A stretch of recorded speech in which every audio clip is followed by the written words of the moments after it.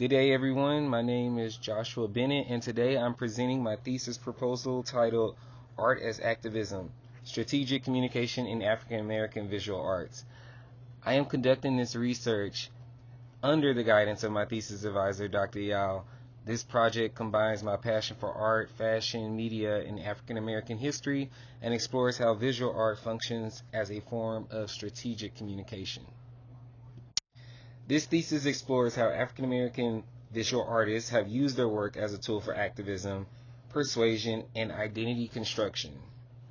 By analyzing both historical and contemporary case studies, I will examine the ways in which art communicates strategic messages, challenges dominant narratives, and empowers marginalized voices. My goal is to show how art operates beyond aesthetics. It functions as deliberate acts of communication.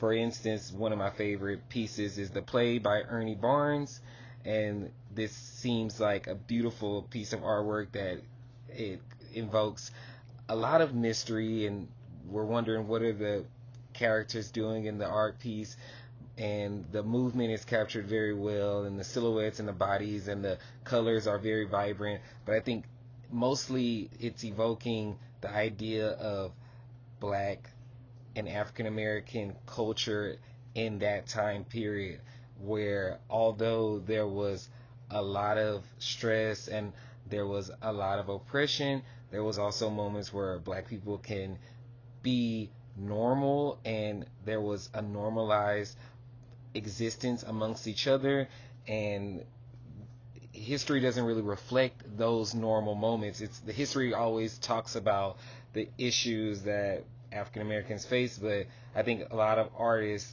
they want to evoke some of the normalized moments or the humanistic moments in African American culture, in those moments and in the African American life. So that's why the play by Ernie Barnes is one of my favorite pieces of art, because it just shows that even during times of oppression and times of issues and times of being dehumanized in media at that time, modern artists are now trying to humanize what they saw in their family and their ancestors and their elders. They're humanizing that in their art so people can have a better understanding of the African American experience at that time, a more universal African American experience, not just this specific African American experience of oppression and violence and a lack of civil rights, but an experience of family and love and fun and friendship and happiness. This project fits directly into the field of strategic communication because it focuses on how messages are created, framed, and delivered through visual mediums. Art is not only cultural expression, it also is a form of persuasion. By applying communication theories such as framing, branding, and rhetoric, I will position African American art as an important case study in how strategic communication operates within cultural and political contexts.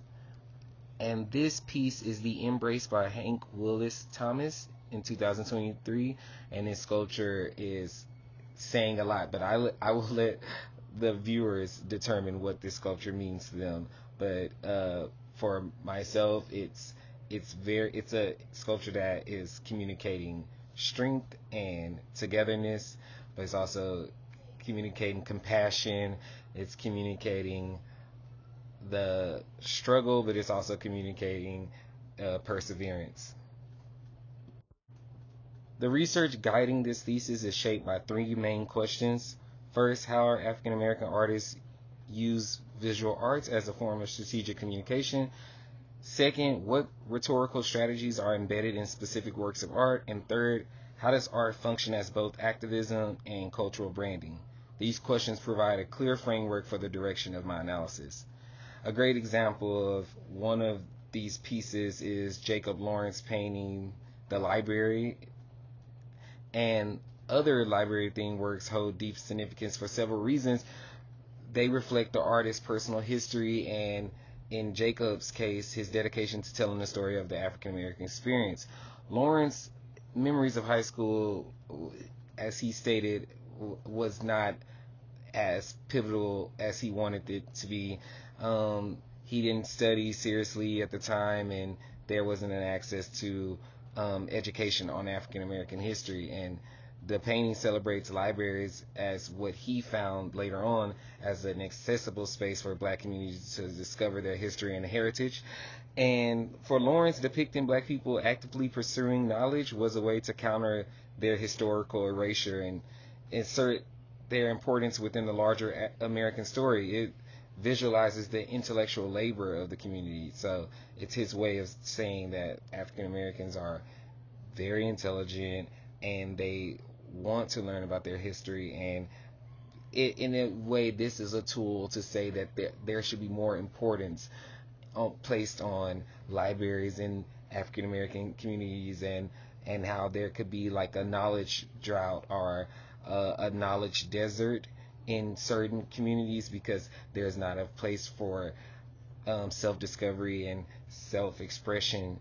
So this is the artist's way of saying we need more of this, and this is what this looks like.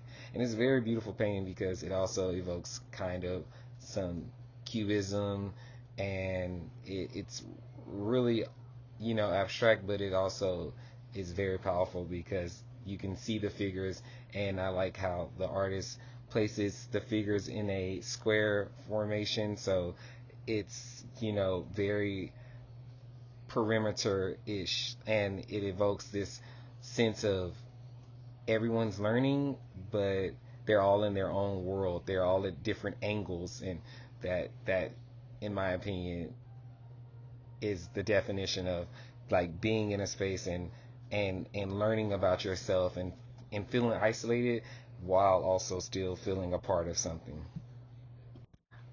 Methodology.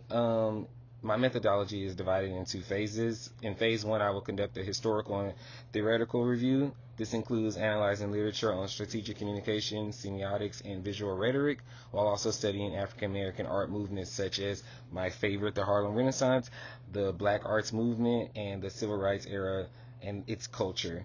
This phase builds the foundation for my case studies by identifying recurring strategies of symbolism and persuasion and resistance. One of my favorite pieces of African American art is Mr. Archibald Motley's painting of his grandmother in 1922. His grandmother, Emily Sims Motley, what he considered his favorite work is this piece here. This painting is significant because it's deeply personal and it's a respectful portrayal of a formerly enslaved woman. It's really pivotal and profound because she's captured with dignity, and there's a sense of resilience on her, and most of the time Black subjects in that time period were often misrepresented and overlooked in fine art, and this is a masterpiece, and it's one of the most compelling pieces of art I've ever seen. I think it invokes so much emotion. I think she looks very statuesque. I think she looks intelligent. She looks wise and formidable, and I think the artist was portraying that's symbolic of what an enslaved person went through and how she's still showing perseverance. You can look at this piece of art and feel immensely like inspired to want to do better and to want to be great and to want to make your family proud and make your ancestors proud. I think this is a perfect way to communicate what the Black struggle in America looks like and how the upwards and social mobility of the Harlem Renaissance was all about. She's the definition of I put in a lot of work and hard work so my descendants and my family can be successful in what we consider the land of the free. So this is a really beautiful piece of art, and I think it signifies so much. And I think what Mr. Motley does with this piece is amazing. This is one of my favorite pieces of art. Methodology phase 2 focuses on case studies and visual rhetoric analysis. These case studies I plan to include are Kehinde Wiley's presidential portrait of Barack Obama, as seen here, one of my favorites, Kara Walker's silhouette installations, and the Black Lives Matter murals that were created in 2020. I will analyze these works using visual, rhetorical, and semiotic methods to uncover how they communicate meaning, construct identity, and influence public discourse. Emphasis on public discourse. These examples demonstrate art's ability to function as both activism and strategic in its messages. Specifically, Kehinde Wiley's portrait of Barack Obama, as seen here, is significant for its bold artistic style, its symbolism, and its groundbreaking cultural and political statement. Unveiled at the National Portrait Gallery in 2018 alongside Amy Sherrill's portrait of Michelle Obama, the work represented a powerful departure from the traditional presidential portrait. In contrast to the often somber and formal settings of past presidential portraits, Wiley's work is vibrant and modern. Look at the beautiful green, and Barack, Mr. Obama, or Mr. President, looks amazing.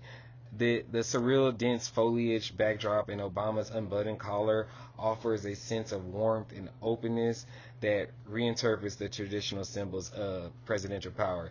This looks like a man that you wouldn't mind just hanging out with on a regular day, but this is also a man that looks like he is someone you would also feel comfortable being in charge of your country.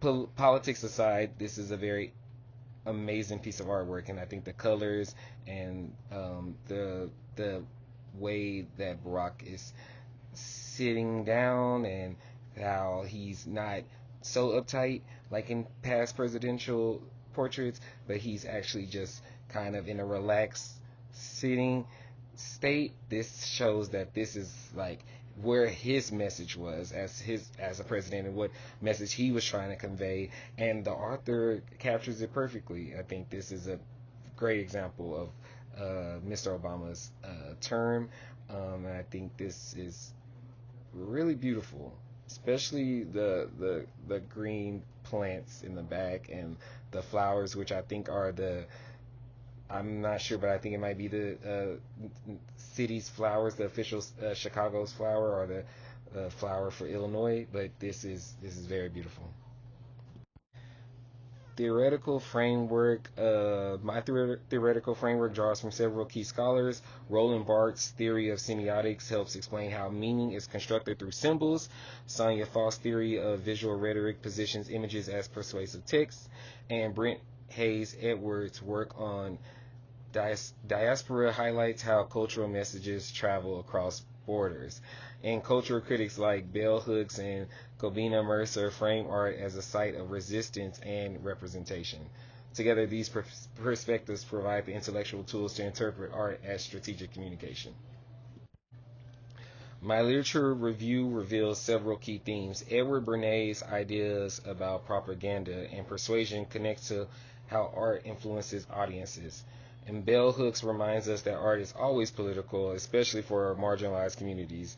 And Kobina Mercer explores the burden of representation that African American artists face, while Michelle Wallace emphasizes the cultural power of Black popular production. Taken together, these scholars support the argument that art operates as a powerful communication strategy. The significance of this thesis lies in its contribution to both academic and cultural conversations. Academically, it advances our understanding of strategic communication by demonstrating that art can be studied as a deliberate form of persuasion. Culturally, it highlights the contributions of African American artists to shaping identity and influencing public discourse. Ultimately, this project bridges art and communication, showing how cultural production can be both expressive and strategic. For example, Kara Walker's Slaughter of the Innocents, They Might Be Guilty of Something, fabulous title, this is it, right on this slide, is a 2016 large-scale canvas work that restages the biblical narrative to confront the history and legacy of slavery in America. Known for her use of antebellum-style cut paper silhouettes, which used to scare me when I was younger, Walker uses the biblical tale of King Herod's massacre of young male children as a framework to address violence, subjugation, and institutional racism. So comparing and contrasting the story of King Herod's slaughtering of young boys in order to find the young Jesus is how she is, you know, commenting on slavery in America.